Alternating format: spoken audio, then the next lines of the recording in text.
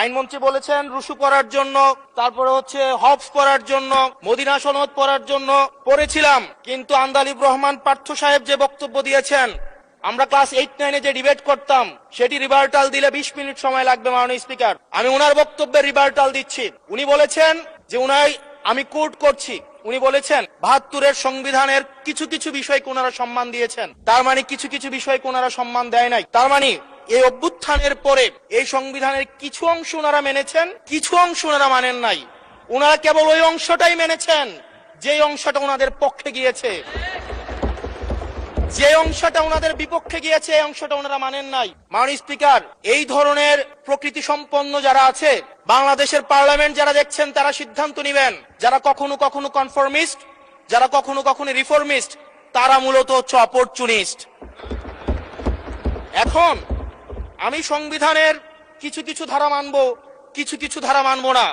আমি কখনো কখনো সাংবিধানিক, কখনো কখনো আমি অসাংবিধানিক। মাননীয় স্পিকার, যখন ডক্ট্রিন অফ নেসেসিটির প্রশ্ন আসে, মাননীয় স্পিকার, এই এক্সিস্টিং সংবিধান অনুযায়ী যখন 7A এবং 7B বলবৎ থাকে, সেই জায়গা থেকে আইনজ্ঞরা, মাননীয় স্বরাষ্ট্রমন্ত্রী উনি থাকলে ভালো হতো।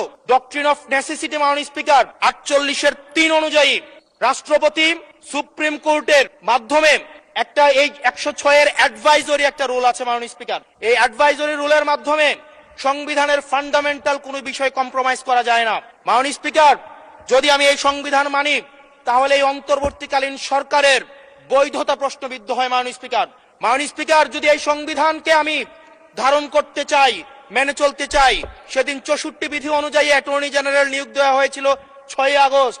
মাননীয় স্পিকার, এই সংসদে প্রশ্ন রাখতে চাই, তৎকালীন বর্তমান রাষ্ট্রপতি চুপ্পু, তখন বলা হয়েছে অ্যাটর্নি জেনারেল নিয়োগ দেওয়ার ক্ষেত্রে প্রধানমন্ত্রীর সাথে আলোচনা করতে হবে। সেদিন কোন প্রধানমন্ত্রীর সাথে আলোচনা করা হয়েছিল সেটা আমাদেরকে অ্যাটর্নি জেনারেল জানাবেন।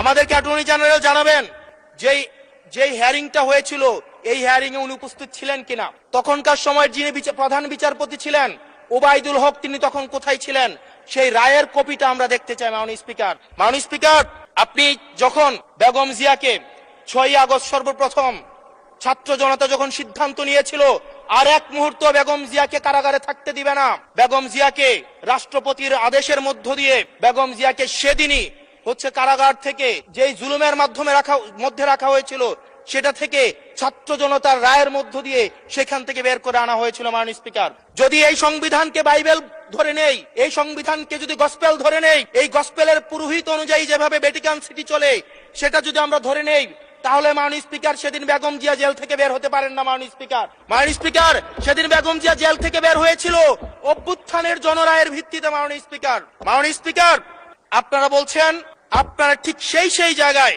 আপনারা সংবিধানকে আপনারা মানছেন যেই জায়গায় সংবিধান থেকে আপনারা বেনিফিটেড হবেন। মাননীয় স্পিকার, গ্রামের ভাষায় কথা আছে, বলতে চাই না, যে গাং পার হইলে মাঝি কুন্দুলা ভাই। ছাত্ররা, আপনাদের নেতা কর্মীরা গত 17 বছর ধান খেতে ঘুমাইতে হয়েছে, ত্যাগ তিতিক্ষার মধ্য দিয়ে যেতে হয়েছে। মহাসচিব কান্না করে বলেছে তাদের নেতা কর্মীরা ঢাকায় এসে রিক্সা চালিয়ে জীবন নির্বাহ করত। এক মিনিট বলেন। মাননীয় স্পিকার, আজকে দেখেন, আজকে লক্ষ লক্ষ নেতা কর্মী তাদের রক্ত দিয়েছে। ফ্যাসিবাদ বিরোধী প্রত্যেকটি রাজনৈতিক দল, কোন রাজনৈতিক দলকে বিশেষভাবে আমি আলাদা করতে চাই না, ফ্যাসিবাদ বিরোধী প্রত্যেকটি রাজনৈতিক দলের রক্ত, শ্রম, ঘামের মধ্য দিয়ে এই হাসিনার পতন হয়েছে। এই হাসিনার পতনের পরে যখন জনরায়, মাননীয় স্পিকার, যখন জনরায় কখনো কেতাবের কাছে মাথা নত করে না।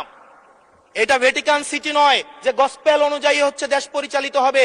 68% জনগণ তারা সিদ্ধান্ত জানিয়ে দিয়েছে এই সংবিধানের যেই বেসিক স্ট্রাকচারাল জায়গায় কোন জায়গাগুলোতে রিফরমেশন আনতে হবে। মাননীয় স্পিকার, মাননীয় স্পিকার, আন্দালিব রহমান পার্থ সাহেব বলেছেন যে অর্ডারে নাকি হচ্ছে সংবিধান সংস্কার পরিষদের গঠনটা নাই।